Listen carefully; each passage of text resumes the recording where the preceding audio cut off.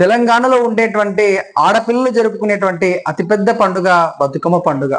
మరి అలాంటి బతుకమ్మ పండుగని చాళుక్యులు, చోళుల కాలంలో నుంచే తెలంగాణ ప్రాంతంలో జరుపుకోవటం అనేది జరిగేది. కానీ తెలంగాణ ప్రాంతంలో మళ్ళీ ఈ యొక్క పండుగ అనేది కొన్ని వందల సంవత్సరాల పాటు కనుమరుగైపోయి తిరిగి తెలంగాణ రాష్ట్రం ఏర్పడిన తర్వాత బాగా ప్రాచుర్యం లోపలికి రావటం అనేది జరిగింది. మరి అలాంటి బతుకమ్మ పండుగకు సంబంధించినటువంటి అసలైనటువంటి చరిత్ర గురించి ఈ యొక్క వీడియోలో మీరు అందరూ తెలుసుకోబోతున్నారు. మరి ఈ వీడియో చేయడానికి ప్రధాన కారణం ఏంటంటే యూట్యూబ్ లో ఈ యొక్క బతుకమ్మ పండుగకు సంబంధించినటువంటి సరైనటువంటి వీడియో ఒక్కటి కూడా లేదు.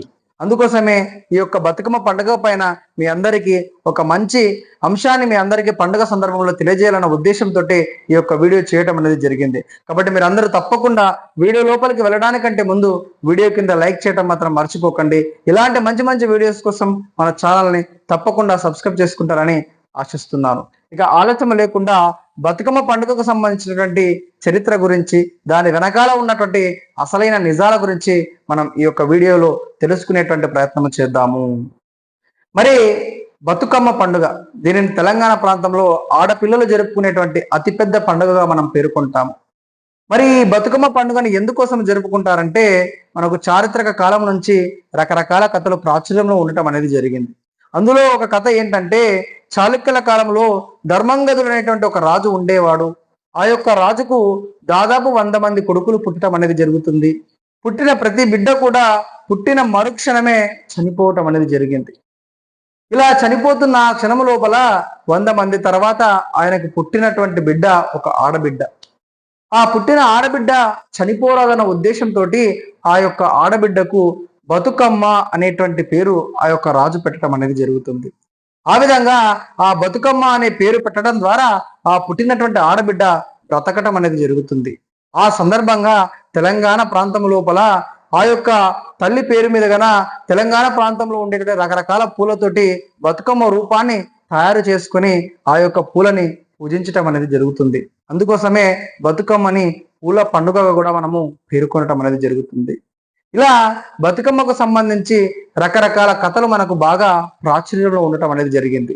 మరి చాలా వరకు మన హిందూ సాంప్రదాయాల్లో జరుపుకునేటువంటి ప్రతి పండుగ వెనకాల కూడా ఒక సైంటిఫికల్ రీజన్ అనేది ఉంటుంది. ఈ బతుకమ్మ పండుగ వెనకాల కూడా ఒక సైంటిఫికల్ రీజన్ ఉంది. అదేంటంటే, తెలంగాణ ప్రాంతం లోపల వర్షాకాలం లోపల విపరీతమైన వర్షాలు పడటం అనేది జరుగుతుంది. దానివల్ల తెలంగాణ ప్రాంతంలో ఉండేటువంటి చెరువులన్నీ కూడా నిండు కుండల్లా మారటం అనేది జరుగుతుంది.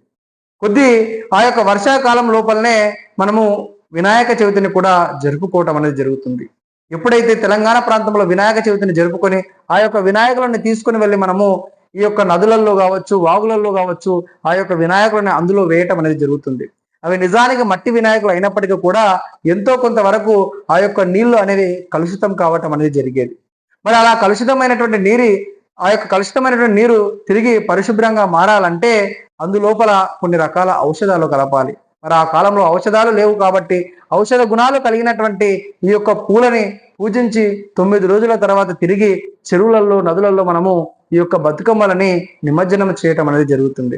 ఇలా నిమజ్జనం చేసినటువంటి ఆ యొక్క పూలన్నీ కూడా నీటిలో కలిసి ఆ నీటిలో ఉన్నటువంటి మలినాలను మొత్తాన్ని పీల్చుకొని తిరిగి ఆ యొక్క నీటిని శుభ్రపరచడం అనేది జరుగుతుంది. ఆ విధంగా ఈ యొక్క బతుకమ్మ పండుగ వెనకాల ఒక సైంటిఫికల్ రీజన్ ఉండటం అనేది జరుగుతుంది. మరి ఈ యొక్క బతుకమ్మ పండుగ అనేది కేవలము తెలంగాణ ప్రాంతం లోపల, తెలంగాణ రాష్ట్ర ఏర్పాటు లోపల కూడా చాలా కీలకమైనటువంటి పాత్ర పోషించడం అనేది జరిగింది. ఒకానొక సందర్భం లోపల రోడ్ల పైన బతుకమ్మలను పెట్టి ఆడబిడ్డలందరూ కూడా బతుకమ్మని ఆడుతూ తెలంగాణ సంస్కృతిని, తెలంగాణ ఆచార వ్యవహారాలని, సాంప్రదాయాలను ఎవరైతే అణగదొక్కాలని చూస్తారో వారందరికీ తెలిసేటట్టుగా ఈ యొక్క బతుకమ్మ పండుగ గురించి తెలంగాణ జాతి మొత్తం కూడా ఐక్యమత్యం చేయటం లోపల ఈ యొక్క పండుగ అనేది చాలా కీలక పాత్ర పోషించింది అనడం లోపల ఎలాంటి సందేహము లేదు. మరి ఈరోజు తెలంగాణ ప్రాంతంలో ఉండేటువంటి ప్రతి బిడ్డ కూడా బతుకమ్మ పండుగను ఎంతో అంగరంగ వైభవంగా జరుపుకోవటం అనేది జరుగుతుంది. మరి బతుకమ్మని మనము 9 రోజుల పాటు పూజించడం అనేది జరుగుతుంది. ఈ యొక్క 9 రోజులను కూడా మనము 9 రకాల పేర్లతో మనము పిలుచుకోవటం అనేది జరుగుతుంది. అందులోపల మనం మొదటి రోజు మహాలయ అమావాస్య రోజు, అంటే పెత్తరమాస రోజు పెద్దలకు బియ్యం ఇచ్చినాక బతుకమ్మలను పేరుస్తారు.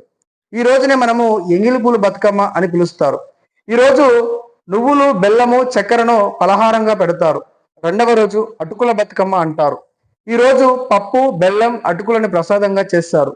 మూడవ రోజును ముద్దపప్పు బతుకమ్మగా పిలుస్తారు. ఈ రోజు ముద్దపప్పు బెల్లం ప్రసాదంగా పెడతారు. నాలుగవ రోజును నానబియ్యం బతుకమ్మ, ఐదవ రోజు అట్ల బతుకమ్మ, ఆరో రోజు అలకల బతుకమ్మ, ఈ ఆరో రోజునే అర్రెని అని కూడా పిలుస్తారు. ఈ రోజు ఎవరి ఇళ్లలో వాళ్ళు బతుకమ్మ ఆడుతారు. ఏడవ రోజు వేపకాయల బతుకమ్మ, ఎనిమిదవ రోజు వెన్నముద్దల బతుకమ్మగా పిలుస్తారు. తొమ్మిదవ రోజును సద్దుల బతుకమ్మగా పిలవటం అనేది జరుగుతుంది. ఈ విధంగా చివరి రోజైనటువంటి తొమ్మిదవ రోజు సద్దుల బతుకమ్మలను పేర్చి ఆ యొక్క వాడలో కావచ్చు, ఆ గ్రామంలో ఉండేటువంటి ప్రజలందరూ కూడా వాళ్ళు తయారు చేసినటువంటి బతుకమ్మలు అనేటివి కూడా ఒక ప్రాంతంలో పెట్టి ఆ యొక్క బతుకమ్మల చుట్టూ కూడా బొడ్డెమ్మలు, బతుకమ్మలు లాంటి ఆటలు ఆడటం అనేది చేస్తారు. లయబద్ధంగా చప్పట్లు కొడుతూ రకరకాల పాటలు పాడుతూ బతుకమ్మ ఆట ఆడటం అనేది జరుగుతుంది. అలా ఆడిన తర్వాత తిరిగి ఆ యొక్క బతుకమ్మలన్నింటినీ కూడా తీసుకుని వెళ్ళి ఆ గ్రామానికి దగ్గరలో ఉన్నటువంటి నదులలో కావచ్చు, వాగులలో కావచ్చు, ఈ యొక్క బతుకమ్మలని నిమజ్జనం చేయటం అనేది జరుగుతుంది. మరి నిజానికి బతుకమ్మలను నిమజ్జనం చేయటం కూడా ఒక సాంప్రదాయ పద్ధతిలో చేయటం అనేది అతి ముఖ్యమైనటువంటి అంశం. మరి మనం తయారు చేసినటువంటి బతుకమ్మలు అనేది కూడా మన వాడ నుంచి లేదంటే మన గ్రామం నుంచి చెరువు దగ్గరికి తీసుకెళ్లిన తర్వాత చెరువు దగ్గర కూడా ఆ యొక్క బతుకమ్మలను పెట్టి అక్కడ కూడా బతుకమ్మ ఆడిన తర్వాత ఆ యొక్క బతుకమ్మలని చేతిలో అంటే తాంబూలంలో తయారు చేసినట్టు బతుకమ్మలను తీసుకెళ్లి ఆ యొక్క నీటి లోపల అమాంతంగా వదిలి తాంబూలాలను వెనకాలకి లాగేసుకుని ఆ యొక్క బతుకమ్మలని 3 సార్లు ముందలకి నెట్టి వెనకాలకి మళ్ళీ తిరిగి రావటం అనేది చేయాలి. అయితే నీటి లోపల మోకాలి అంటే మన మోకాలు మునిగేంత లోతు వరకు కూడా దిగి ఈ యొక్క బతుకమ్మలని నీటి లోపల నిమజ్జనం చేయటం అనేది చేయాలి. ఈ విధంగా సాంప్రదాయ పద్ధతి లోపల మనము బతుకమ్మలని నిమజ్జనం చేయటం అనేది జరుగుతుంది. మరి ఇక్కడ బతుకమ్మ లోపల మనము ప్రధానంగా గౌరమ్మని అంటే పార్వతీదేవి రూపంగా మనం బతుకమ్మలను పూజించడం అనేది జరుగుతుంది. మరి నిజానికి తెలంగాణ ప్రాంతంలో ఎవరు కూడా ఆ ఇంట్లో పుట్టినటువంటి ఆడపిల్లలకు బతుకమ్మ అనేటువంటి పేరు పెట్టుకోరు. అంతేకాకుండా ఈ యొక్క పండుగను మనం ప్రధానంగా పూల పండుగ కూడా చెప్పుకోవటం అనేది జరుగుతుంది. దీనికి ప్రధాన కారణం ఏంటంటే వర్షాకాలం అయిపోయిన తర్వాతనే తెలంగాణ ప్రాంతంలో ఉండేటువంటి అన్ని చెట్లు కూడా రకరకాల పూలు పూయటం అనేది జరుగుతుంది. ఆ యొక్క పూల గొప్పతనాన్ని తెలియజేయడం కోసము, పూల యొక్క ప్రాముఖ్యతను తెలియజేయడం కోసము తెలంగాణ ప్రాంతంలో ఈ యొక్క బతుకమ్మను జరుపుకుంటారనేటువంటి మరొక అంశం కూడా బాగా ప్రాచుర్యంలో ఉండటం అనేది జరుగుతుంది. కాబట్టి మన యొక్క సాంప్రదాయంలో ఉండేటువంటి ప్రతి పండుగ కూడా ప్రకృతితోటి అనుసంధానమై ఉంటుంది. కాబట్టి ప్రతి పండుగ కూడా దాని వెనకాల ఏదో ఒక సైంటిఫికల్ రీజన్ ఉంటుంది. కాబట్టి అన్ని పండుగలను కూడా మనం ఖచ్చితంగా వైభవంగా జరుపుకోవాల్సినటువంటి అవసరం మనందరికీ ఉంది. మన పండుగల ప్రాముఖ్యత అనేది మన ముందు తరాల వరకు, మన తర్వాత తరాల వరకు కూడా తెలియజేయాల్సినటువంటి బాధ్యత మనందరిపైన ఉంది. కాబట్టి అందుకోసమే ఈ యొక్క వీడియో చేయటం అనేది జరిగింది. సో ఈ యొక్క వీడియో మీ అందరికీ బాగా నచ్చిందని నేను అనుకుంటున్నాను. సో వీడియో మీ అందరికీ నచ్చినట్లయితే వీడియో కింద లైక్ చేయడం మాత్రం మర్చిపోకండి. ఇలాంటి మరిన్ని ఇంట్రెస్టింగ్ విషయాల కోసము మన ఛానల్ని సబ్స్క్రైబ్ చేసుకోండి. మరొక మంచి వీడియోతో మీ ముందుకు వచ్చేటువంటి ప్రయత్నం చేస్తాను. అప్పటి వరకు అందరికీ కూడా ధన్యవాదాలు.